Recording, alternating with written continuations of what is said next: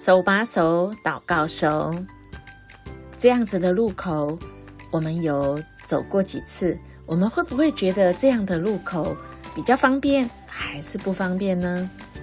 我们看到这边有2位警察，就知道有些人还不太会走这样路口，也就是当绿灯的时候，全部的人都可以往前往右往对角线都可以来走，但它有一个时间的限制哦。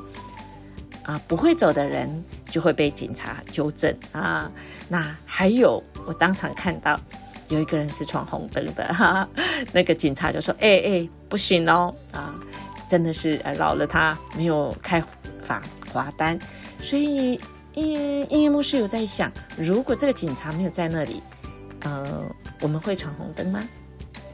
我想我们需要回到上帝给我们的话，他说无论做什么都要从心里做，像是给主做的，不是给人做的。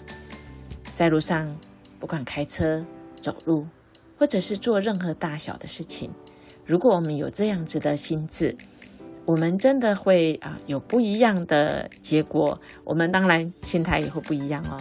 音乐牧师有一个很要好的朋友，他每次在教会的服事，或者是他在公司做任何的事情，他就是用这句话，无论做什么都是从心里做，像是给主做，不是给人做。所以他总是多做很多很多很多很多的事，但你也可以知道他学的很多很多很多很多所以有人问他，你是怎么成功的？